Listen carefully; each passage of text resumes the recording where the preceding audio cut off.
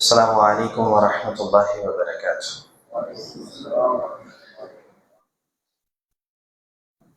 الحمد لله رب العالمين، الصلاة والسلام على رسوله الأمين وعلى آله وصحبه والناس أجمعين ومن تبعهم بإحسان إلى يوم الدين. رب اشرح لي صدري ويسر لي أمري واحلل عقدة من لساني يفقهوا قولي. அன்பிற்கினிய அல்லாஹ்வின் நல்லடியார்களே, ரசூலுல்லாஹி ஸல்லல்லாஹு அலைஹி வஸல்லம் அவர்களுடைய வழிமுறையை பின்பற்ற வேண்டிய அவசியங்களை பற்றி நாம் பார்த்து வருகிறோம். ரசூலுல்லாஹி ஸல்லல்லாஹு அலைஹி வஸல்லம் அவர்களுடைய வழிமுறைதான் மார்க்கமாகும். அதை நாம் நடைமுறைப்படுத்துகின்ற போது நாம் நேர் வழியில் இருப்போம். எப்போது அல்லாஹ்வுடைய தூதரின் வழிமுறையை நாம் புறக்கணிக்கின்றோமோ, மாற்றி விடுகின்றோமோ, அப்போது நமக்கு மத்தியிலே வழிகேடு ஏற்பட்டு நாளை மறுமையிலே நஷ்டமடையக்கூடியவர்களாக நாம் ஆகிவிடுவோம். எனவே இந்த விஷயத்திலே நாம் மிக எச்சரிக்கையாக இருக்க வேண்டும். எப்போதெல்லாம் சுன்னாக்களுக்கு மாற்றமான விஷயங்கள் நடைமுறைக்கு வருகின்றதோ அப்போதெல்லாம் அதை பற்றியான தெளிவை ஏற்படுத்தக்கூடியதாகவும் சரியான வழிமுறையை கற்றுக் கொடுக்கக்கூடிய நிலை இருக்குமேயானால் ஒருபோதும் சுன்னாவுக்கு மாற்றமான நிலைகள் ஏற்படாது. காரணம் என்னவென்றால், எப்போதெல்லாம் நாம் சுன்னாவுடைய விஷயங்களை நாம் நடைமுறைப்படுத்துவோமோ அப்போது சுன்னாக்கள் இருந்து கொண்டிருக்கும். எப்போது சுன்னாவுக்கு மாற்றமான காரியங்கள் ஏற்பட ஆரம்பிக்குமோ அப்போது சுன்னா இல்லாமல் போய்விடும். நம்முடைய செயல்பாடுகளில் சின்ன சின்ன விஷயங்கள்ல இருந்து ஈமான் கொள்கையுடைய குழப்பங்கள் வரையிலும் பல உதாரணங்களை நம்மால் சொல்ல முடியும், பார்க்க முடியும். உதாரணத்திற்கு, தொழுகையில் தக்பீர் சொன்னதற்கு பிறகு கையை உயர்த்தி கியாமில் நிற்கின்ற பொழுது சூரா ஃபாத்திஹா பிற சூறாக்களை ஓதுகின்ற போது கைகளை எங்கே வைக்க வேண்டும் என்பது ஒரு இஃப்திலாஃப் இருக்கக்கூடிய ஒரு பிரச்சனை. அது ஆதாரங்களின் அடிப்படையில் சுன்னாவுக்கு நெருக்கமா இருக்கக்கூடியது இப்படி என்று நாம தெரிஞ்சிருக்கிறோம். அந்த விஷயத்துக்குள்ள போகல. ஆனால் அந்த சுன்னாவை நடைமுறைப்படுத்துறதுல இன்றைக்கு மக்கள் எப்படி மாறிவிட்டார்கள் என்று சொன்னால், அவர்களை கைகளை கட்டி கொண்டு நிற்கிறார்கள். எப்படி அப்ப சொன்னா என்ன ஆச்சு? மாற்றப்படுகிறது. இடது கைக்கு மேல் வலது கையை வைக்க வேண்டும். அது ரசூலுல்லாஹ் எந்த இடத்துலலாம் வச்சாங்க, எப்படி பிடிச்சாங்க அப்படின்றது ஹதீஸ்கள் இருக்கு. ஒரு நெஞ்சில் கட்ட வேண்டும் என்று வந்ததுக்கு பிறகு அது எப்படி வைக்க வேண்டும் என்ற ஹதீஸ்கள் இருக்கின்ற போதே, வைத்து நிற்கின்ற போது என்ன செய்யறாங்க அப்படின்னு சொன்னா, ஒண்ணு இப்படி நிற்கிறாங்க, இப்படி பிடிக்கிறது. இப்படி பிடிக்கிறது எங்க இருக்க ஹதீஸ் இல்ல. இன்னும் சிலர்கள் இப்படி கையை கட்டிக்கொண்டு நின்று கொண்டார்கள். இப்ப என்னாச்சு? சொன்னா போயிடுச்சு. அப்போது எப்போது இப்படி சில விஷயங்கள் அறியாமையினால் செய்யக்கூடிய நிலைகளாக இருக்கு. இது போன்ற ஒவ்வொரு செயல்களிலும் பாருங்க, திருமணத்துல மஹரை கொடுத்து திருமணம் செய்ய வேண்டும் என்பது அல்லாஹ்வுடைய கட்டளை. வாத்து நிசான் சதகாத்திஹின்ன நிஹ்லா. பெண்களுக்கு அவர்களுடைய மஹரை, நீங்க சதகான்னு சொல்லி வர்றது என்னன்னா மஹர். வாத்து நிசாயி சதகாத்திஹின்ன நிஹ்லத, மனம் உவந்து அவர்களுடைய மஹரை கொடுங்கள் என்று அல்லாஹ் சுப்ஹானஹு வ தஆலா சொல்லி காட்டுறோம். இப்போ மஹர் கொடுக்கக்கூடிய ஒரு வழக்கம் எழுத்தாக இருந்தது, இப்போது எப்படி வந்திருக்கு? பொருள் கொடுக்கிறதாக வந்திருக்கு இல்லையா? 101 ரூபாய் மஹரு அப்படின்னு சொல்லி அந்த காலத்துல எழுதியிருப்பான். அன்றைய காலத்துல வேணா அது பெரிய ஒரு தொகையா தான் இருக்கலாம். ஆனா காலம் கொள்ள அது எப்படி இருந்தது? வெறும் எழுத்தாக இருந்து கொண்டிருந்தது. அதுக்கு பிறகு இப்போது மகர் பொருளாக நகையாக கொடுக்கக்கூடிய ஒரு வழக்கமாக மாறிச்சு. இப்ப அந்த மகர் கொடுக்கறதுல எப்படி ஒரு நிலையில நபி வழியின் அடிப்படையில் திருமணம் செய்யக்கூடிய நிலை வந்துருச்சு அப்படின்னு சொன்னா, அந்த மகரை கொடுத்து திருமணம் செய்யும் போது அந்த மகர் இந்த செயினோ இருக்கு இல்லையா, செயினோ மோதிரமோ இருக்கு இல்லையா, இதை போய் என்ன செய்யணும், மாப்பிள்ளை பெண்ணுடைய கழுத்திலே அணிவிக்க வேண்டும் என்ற நிலைக்கு வந்துருச்சு. இது எங்க செய்யலாம்? அது அது அனுமதி இருக்கா இல்லையா அப்படின்ற விஷயம் வேற. ஆனா இன்றைக்கு மகர் எப்படி மாறிடுச்சு அப்படின்னா, ஒரு வழிமுறையாக கொண்டு வரப்படுகிறது. எப்படி வழிமுறை கொண்டு வரப்படுகிறது? மகர் அந்த செயினை மாப்பிள்ளை தான் கொண்டு வந்து அந்த தன்னுடைய மனைவியுடைய கழுத்தில் அவர் போட வேண்டும். இது எதுக்கு நிகராக இருக்குது? 3 முடிச்சு போடுறதுக்கு நிகரா இருக்கா? இப்படி வந்துருச்சு. இப்போ ஒரு கால அந்த பெண்ணுக்கு மகராக ஒரு வீடு வாங்கி தந்தாருன்னா என்ன செய்வார்? வீட்டு சாவியோடு கழுத்துல மாட்டி விடுவாங்க. என்ன செய்வாங்க? இப்போ மோதிரமா இருந்த மோதிரங்களை மாற்றி அணிவக்கூடிய நிலை. இது யாருடைய கலாச்சாரம்? நசாராக்களுடைய கலாச்சாரம் வந்துருச்சு. இப்படி மகர் என்பது இஸ்லாமிய கலாச்சாரம், அல்லாஹ் சொல்லக்கூடிய ஒன்று. ஆனா அதை செயல்படுத்தும் போது வேறு கலாச்சாரங்கள் வருகிறது. அவர் சுண்ணாக்கள் இல்லாமல் போகக்கூடிய ஒரு நிலை ஏற்படுகின்ற போது கண்டிப்பாக நமக்கு மத்தியில மார்க்கத்துடைய நிலைகள் இல்லாமல், மார்க்கத்துடைய விஷயங்களை நடைமுறைப்படுத்தாமல் போகக்கூடிய சூழ்நிலைகள் ஏற்பட்டுவிடும். எனவே இந்த விஷயங்களில் நாம ரொம்ப கவனமாக இருக்க வேண்டும். எனவே இந்த சுண்ணாவுக்கு மாற்றமா இருக்கக்கூடியது என்ன? பிதா. அதை பற்றியான எச்சரிக்கை நமக்கு இருக்கணும். சுண்ணாவை நடைமுறைப்படுத்துறது எவ்வளவு நமக்கு ஆர்வம் இருக்க வேண்டுமோ, அதை நடைமுறைப்படுத்துவதில் நமக்கு பேணுதல் இருக்கணுமோ, அதே போன்று பிதாவை பற்றியும் புரிதல் நம்மிடத்துல இருக்க வேண்டும். அதை விட்டு நாம் விலகி இருக்க வேண்டும். ஒரு எச்சரிக்கை நம்மிடத்துல இருக்கணும். சுன்னா என்று சொன்னால் வழிமுறை, ரசூலுல்லாஹ்வுடைய வழிமுறை. பிதா என்று சொன்னால் எது ரசூலுல்லாஹி ஸல்லல்லாஹு அலைஹி வஸல்லம் அவர்கள் நமக்கு காட்டித் தரவில்லையோ, சுன்னாவாக இல்லையோ, அது எல்லாமே பிதா. பிதா என்று சொன்னால் முன் உதாரணம் இல்லாமல் ஏற்படக்கூடியதுதான் பிதா என்று சொல்வது. புதுசு அப்படின்னா நிறைய வார்த்தைகள் இருக்கு அரபியில. அல்லாஹ் சுப்ஹானஹு வ தஆலா தன்னை பற்றி கூறுகின்ற போது பதீஉஸ் ஸமாவாத்தி வல் அர்த், வானங்களையும் பூமியையும் படைத்தவன். எப்படி படைச்சிருக்கிறான்? முன் உதாரணம் இல்லாம. இந்த வானத்துக்கு முன்னாடி ஒரு வானம் இருந்துச்சா? இல்ல. புதுசாக அல்லாஹ் உருவாக்குறான். பூமிக்கு முன்னாடி ஒரு பூமி இல்ல.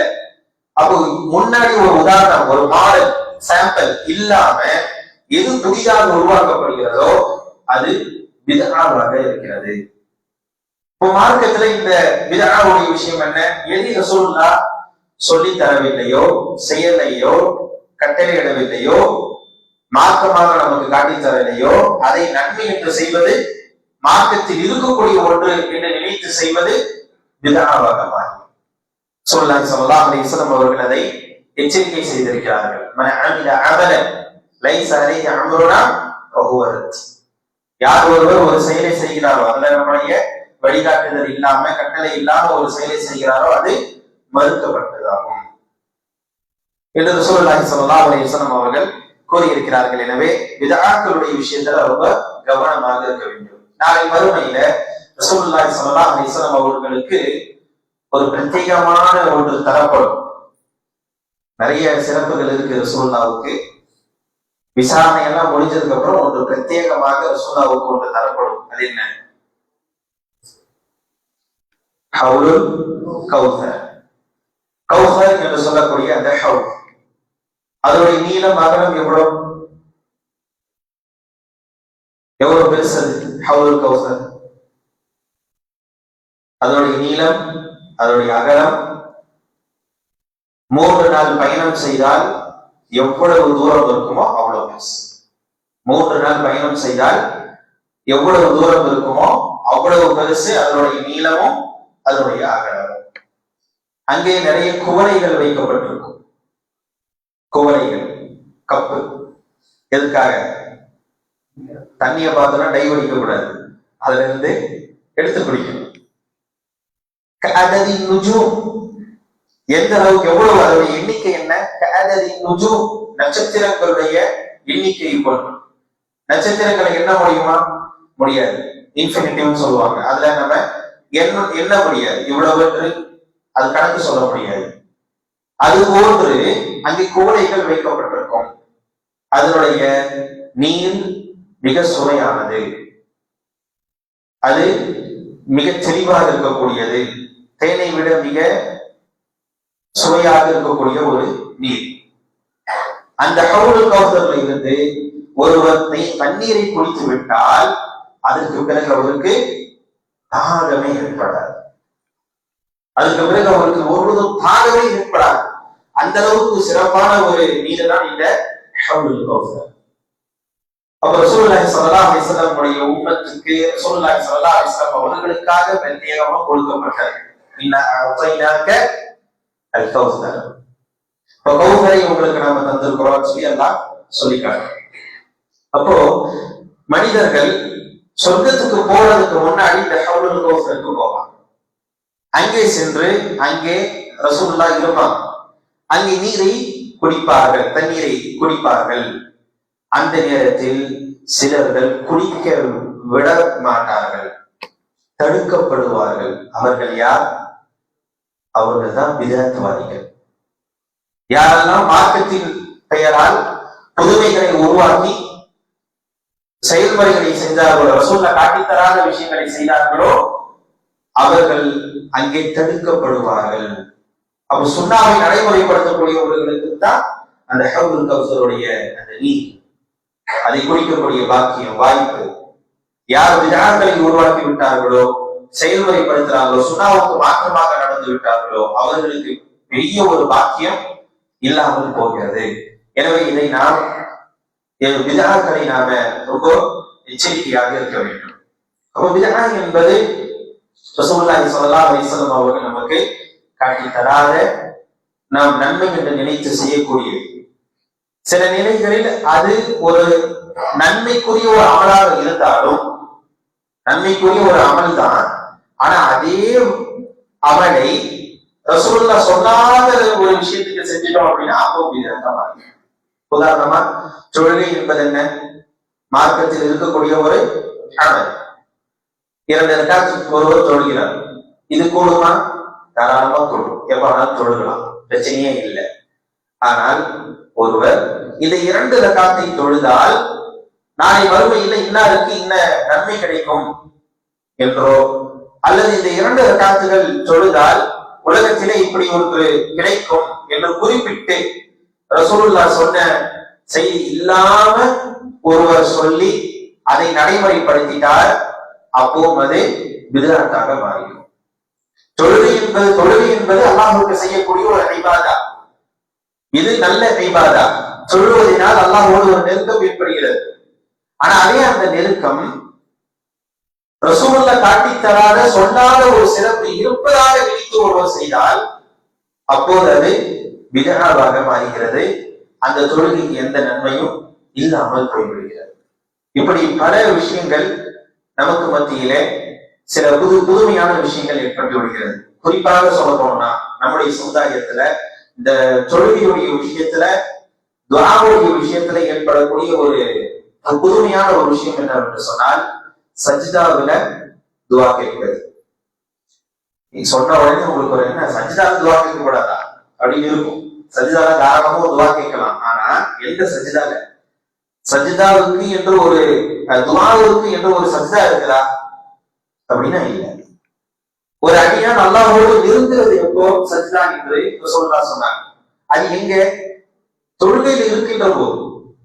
சஜ்தா என்று எடுத்துக்கொண்டால் தொழுகையில் இருக்கக்கூடிய சஜ்தா ஒன்று, திலாவத்து செய்கின்ற போது சஜ்தா இருக்கு. குர்ஆனுடைய வசனங்களில் சில வசனங்கள் ஓதுகின்ற போது, திலாவத்தின்ற போது சஜ்தாவுடைய வசனங்கள் வரும். அந்த நிலையில சஜ்தா செய்யும்.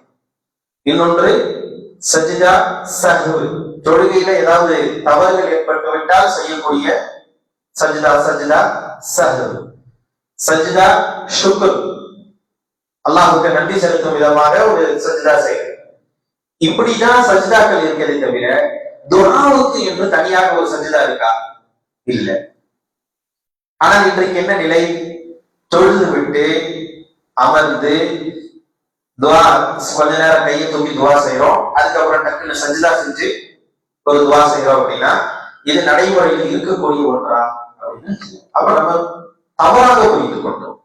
தொழுகையில் இருக்கக்கூடிய ஒரு சஜ்தாவில் துவா கேட்க வேண்டிய இடத்துல நாம என்ன செய்யறோம் அப்படின்னா, தொழுகை முடித்து விட்டு, தொழுகையில தானே ஒரு அடியான் அல்லாஹ்வோட ரொம்ப நெருக்கமா இருக்கிறாரு. இப்ப நாம என்ன செய்யறோம்? தொழுகை விட்டு வெளியில வந்துட்டோம், சலாம் சொல்லியாச்சு, முடிஞ்சிருச்சு. அதுக்கு பிறகு ஒரு சஜ்தா துஆவுக்காக என்று ஒருவர் வழக்கமா சஜ்தா செய்கிறார் என்று சொன்னால் துஆவுக்காக என்று ஒரு சஜ்தா இல்லை.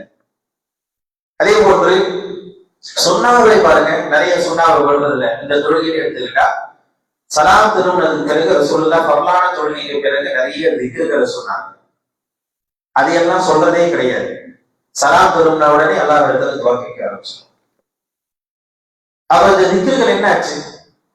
அதிகப்படியாக நம்ம சுப்ஹானல்லாஹ் அல்ஹம்துலில்லாஹ் அல்லாஹ் அக்பர் சொல்லிய திக்ரு சொல்றோமே தவிர வேறு சில திக்ருகள் ரசூலுல்லாஹ் சொல்லி கொடுத்தாங்களே, அந்த திக்ருகள் என்ன ஆச்சு? அதை நாம் கற்றுக்கொள்ளவும் இல்லை, சொல்வதும் இல்லை. அப்படியே அந்த ஒரு வழக்கமே இல்லாமல் போய்விடுகிறது. அவசர அவசரமா சலாம் சொல்லி திக்ருகள் செய்வது என்பது சுப்ஹானல்லாஹ் அல்ஹம்துலில்லாஹ் அல்லாஹ் அக்பர் சொல்கிறோம், துஆ செய்கிறோம், கிளம்பி விடுகிறோம்.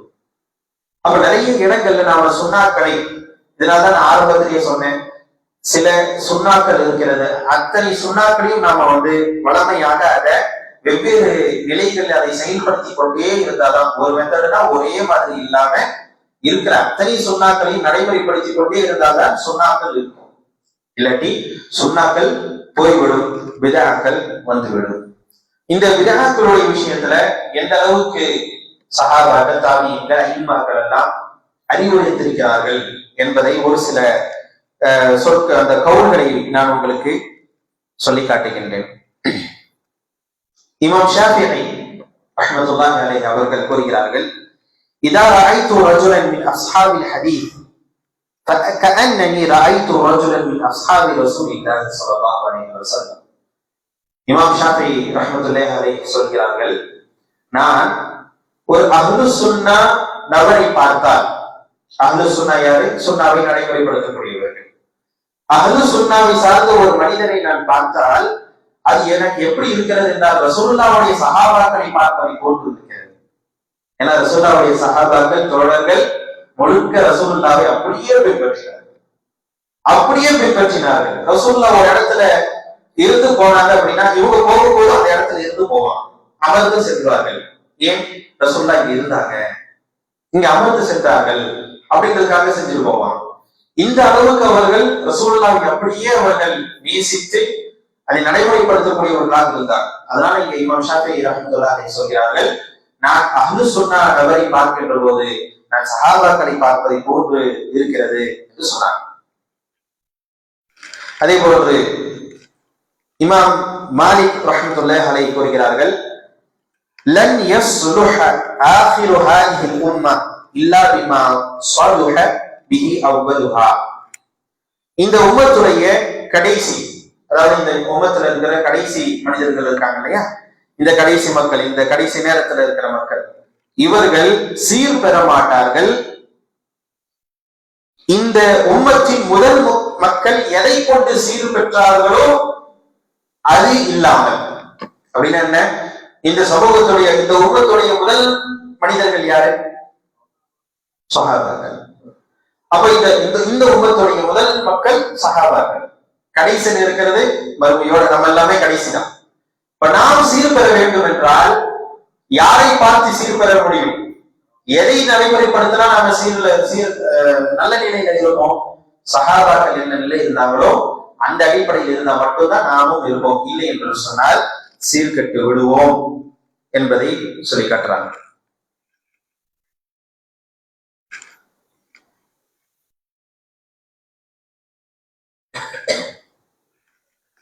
அதே போன்று அய்யூப் அஸ்ஸப்தியானி ரஹ்மத்துல்லாஹி அலைஹி அவர்கள் கூறுகிறார்கள், பிதஅத் செய்பவர் அல்லாஹ்வை நெருங்க எவ்வளவுதான் கடும் முயற்சி செய்தாலும், விதத்து செய்யக்கூடியவர்கள் எவ்வளவுதான் கடும் முயற்சி செய்தாலும் அவர் அல்லாஹ்விடமிருந்து தூரமாகத்தான் போவான்.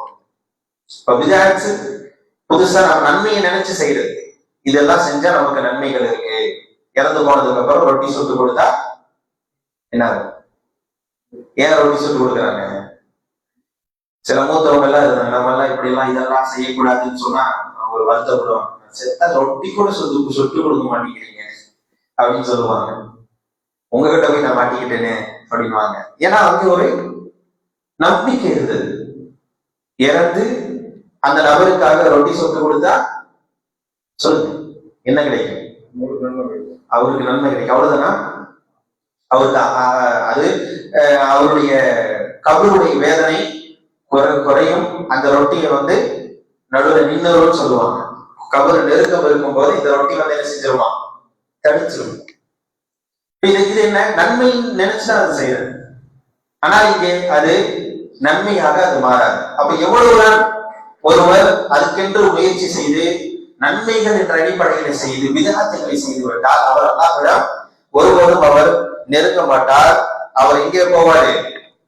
அல்லாஹ்விடத்திலிருந்து தூரமாகித்தான் போவார். முஹம்மது இப்னு சீரின் ரஹிமஹுல்லாஹ் அவர்கள் கூறுகிறார்கள், மாதாம அலல் அஹரி ஃபஹுவ அலல் த்வரீக். யார் ஒருவர் ஹதீஸின் மீது இருக்கிறாரோ, இது நேற்று சொன்ன நினைக்கிறேன், அவர் சத்தியத்திலேயே அவர் நிலைத்து இருக்கக்கூடியவராக இருப்பார்.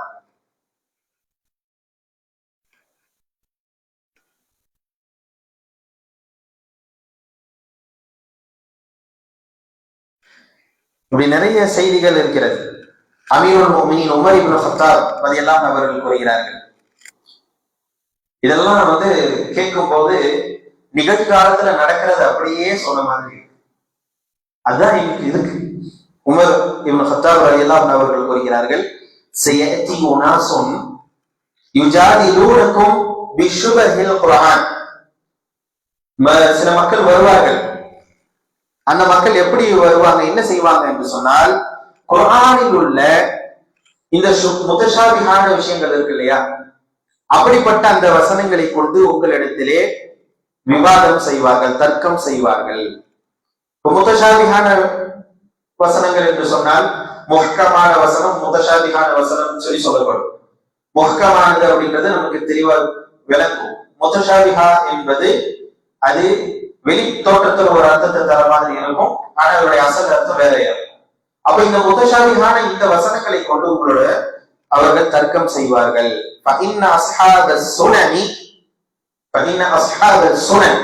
அப்படின்னா சொன்னாவை நடைமுறைப்படுத்தக்கூடியவங்க அஹ்லுல் ஹதீஸ்.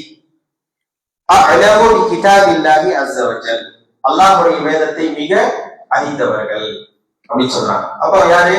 சஹாபாக்கள், தாபீன்கள், இவர்கள் எல்லாம் அல்லாஹ்வுடைய கிதாபை மிக அறிந்தவர்கள். அப்ப குர்ஆன்ல ஒரு வசனத்தில் அது என்ன சொல்கிறது, அதனுடைய விளக்கம் என்ன, அதை எப்படி புரிந்து கொள்ள வேண்டும் என்று யாரிடத்தில் இருந்துதான் நாம் அதை கற்றுக்கொள்ள முடியும்? சஹாபாக்கள் இடத்துல. அப்பதான் அது சரியான விளக்கங்களாக இருந்து கொண்டிருக்கும். இப்னு உமர், அப்துல்லாஹ் இப்னு உமர் அவர்களிடம் கேட்கப்பட்டது, இதா லகீத உலாயிக, அதாவது ஒரு விதியை மறுக்கிறாங்க இல்லையா, விதியை மறுக்கக்கூடியவர்களை பற்றி அங்கே கேட்கப்படுகிறது. அப்படிப்பட்ட நபர்களை நீங்கள் சந்தித்தால் என்ன சொல்லுவீங்க அப்படின்னா,